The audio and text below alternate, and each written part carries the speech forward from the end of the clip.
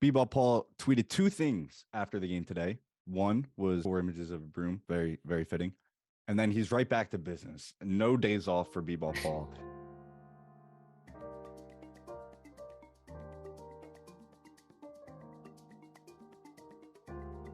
Nick Nurse was referenced after game one regarding the officiating because Jock Vaughn had some choice words about no calls on Embiid. Us turn the basketball over, but hopefully they'll be calling travel and 3 seconds on the big fella next game, so I'll look forward to that. Do you think this was a reasonable comparison? Definitely. I think that Embiid still has a bone to pick with Nick Nurse. Just look at that face, and I think that it's carrying over. And the free throw thing is like they play this game every year in the playoffs with the coaches of losing teams, which is they sort of beg in the media. I mean, Nick Nurse had a job when he said this. He probably wouldn't have said it if he didn't. Vaughn made a throwaway comment. Nick Nurse would his only comments were about Joel Embiid. It felt like. Yeah, Drew. Is there a picture that's available of Nick Nurse wearing his own branded hat? Look at him. Here he is. Oh my God. Nick Nurse hat. Terrible. Flying off the shelves. Absolutely flying. You know what? When we talk this is come on, he's wearing his own hat. It's also just it's an ugly hat. Even if the NN didn't mean Nick Nurse and it meant maybe that's the name of someone I do like and those are their initials, I'm not wearing that hat. It's an ugly hat. I don't see it, but best of luck to him. It seems like in Houston, which I don't know why he's sprinting to get the Houston job. Kate Scott in game one was running up and down the stands. She grabbed a beer from one of the fans and chugged it. I just want to ask, does this improve your opinion of Kate Scott, or does this work to her detriment? Kate joined us on our last vehicle and she was wonderful. And this only improves it. I will say I wouldn't be able to do it. I'm not good at chugging. Dan, what do you think? Did she fully chug it? I thought she sipped it. Was it a full chug here? Oh, then fuck it. Who cares? All right, yeah. I mean, this picture is a classic. I think the pink jacket with the swig of beer really does it, and tie that in with the story that she ran all the way down to hype up the crowd and grab this beer. I mean, it's pretty cool. It just seemed like she would have done that before. So this is already my opinion of Kate. I mean, couldn't imagine Allah doing this. Joel Embiid put on a defensive clinic, looked at the box score after the game. It said 3 blocks. He mentioned the Memphis scorekeeper who famously boosts the numbers for Jaren Jackson, who is now awarded the Defensive Player of the Year. And I had, 3 blocks? Only 3 blocks? I probably need a Memphis scorekeeper in Philly. Do you believe this quote is a dig at A, Jaren Jackson Jr., B, the scorekeeper, or C, Dylan Brooks for some reason? Jaren Jackson necessarily, but it kind of is. Joel's going to win the MVP this year. He still wants the Defensive Player of the Year. He's talked about it before. He thinks he's the best defensive player. He's really not talked about it. He's not considered for it much anymore. This is definitely a shot at the guy he thinks is going to win this award, and also the guy who blocked him a few times when they played it. Is the scorekeeper thing real? Do we buy that? Are they juking the stats? Yeah, that's real. Yeah, okay, cool. I'm down. In the middle of the series, Daryl Morey took the time out of his day to watch a back and forth incredible chess match between two names I'm not going to try to pronounce. Do you believe Daryl Morey watched any of the first round? It's a good question. But I was in the middle of game 2 thinking to myself, I wonder if choking happens in a sport like chess. He loves to do this. When the Sixers were 3-3 with the Hawks going into game 7, and the day before game 7, Daryl was tweeting about, what was he tweeting about? Do you remember that? You remember what I'm talking about? Oh, it was something. Yeah, I do. It was something ridiculous. It was something just so, and he's chess. A lot of people play chess. That's fine. But besides this, he has those niche, bizarre hobbies. The weird things. He goes to competitive Nukem. No one was wondering this. Thanks, Daryl. Let's see it. I'm shocked he didn't get thrown out.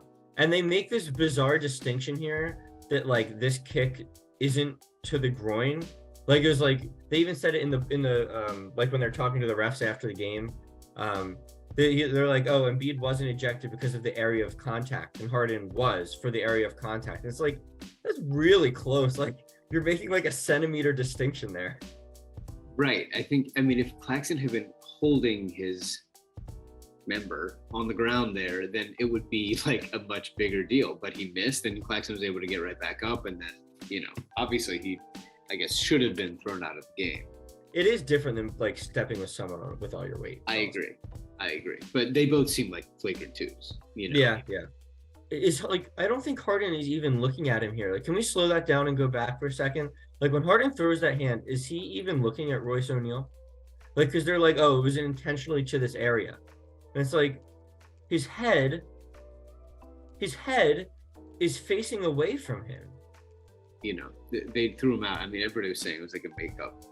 The rest of the game is going by, and they all have this thought in their head, and they're like, you know what? Actually, like, I'm kind of getting the vibe that Embiid should have been out of here. So let's like upgrade this common foul and Harden to a flagrant 2. Like, it's only fair. Makeup call. It's a good point. It's like, no way. How are they? So after that ugly game 3, we got one of the best Doc quotes of all time. What was your first reaction to don't play with your meat? Doc said, "You've got to take care of your business. Don't play with your meat." Yeah, I mean, I just felt like it was not really his business to tell me whether I should or should not. I ignored it. I didn't feel like he was the authority on the matter. And to like impose that on the players, I mean, I know it's the playoffs. I feel like their meat is their choice. Great picture. Well, I have a statement. Before we start, my players clarified something. It's playing with your food.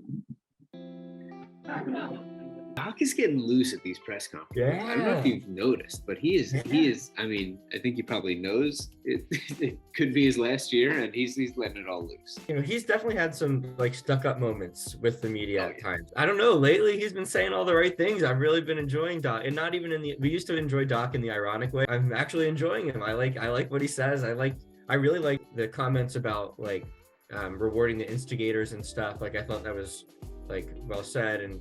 But I mean, yeah, Doc making some jokes and stuff. It's great. Following up on Joel, we got an update from Doc Rivers after game 4 that he is probably 50% at best. He still does not know if he will be ready for the first game. So how worried are you about Joel's condition? I'm not. I can lay in bed and cry, or I can just be like, he's probably fine, and I'm doing the same. Yeah, I'm not worried about him not playing game 1. The only thing I'm worried about is how his health lasts, like holds up throughout the series. Like Doc making up this number, like 50% at best. Like, we know Doc has no idea. If he really were not going to play, they'd maybe hold that a little closer to the vest. We had part 3, 4 of Harden to Houston rumors. We got one in between game 3 and 4. We had one during Christmas, before the Christmas game, that really was just a huge bummer. Luckily we swept, so this one wasn't that bad. But Nets fans chanting "Go to Houston" at James Harden. Obviously he was just with the Nets last year. What do you make of this, if anything? I think it's really good. Like, I'm not gonna lie. Like, I think that's a damn good chant. Like, do you buy it? Yeah, it's kind of hard to ignore, but it doesn't make a lot of sense. But then again, who knows? The one thing with Harden is that we've always kind of known when he's unhappy, and we haven't heard that right now. Who knows? I'm past the point of trying to predict it, and I almost don't care right now. Like, I just want this season to go well. B-Ball Paul tweeted 2 things after the game today. One was 4 images of a broom. Very, very fitting. And then he's right back to business. No days off for B-Ball Paul. He is right back to selling the hoodies out the mud. He knows the branding is hot, marketing is hot. He just put up his career high 15 rebounds. Do you think he will ever sell out of the out the mud hoodie?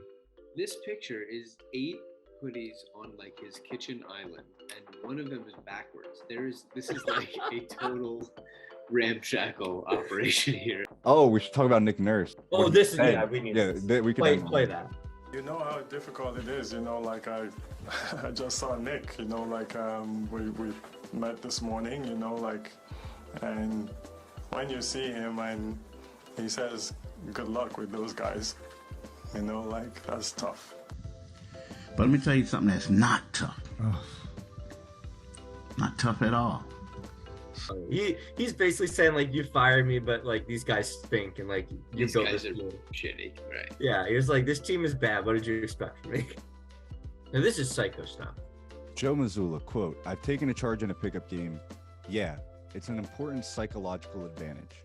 This is crazy. How is it a psychological advantage? No one likes the guy who's like sliding in and taking a charge and like being like charge other way in a pickup game. Like just contest the shot. I was outside the circle. It's like, what circle? Yeah. There's no. You want to say to the big man watching from home? Hurry up and get your ass back out here. I love it. Congrats on the 25. Well said.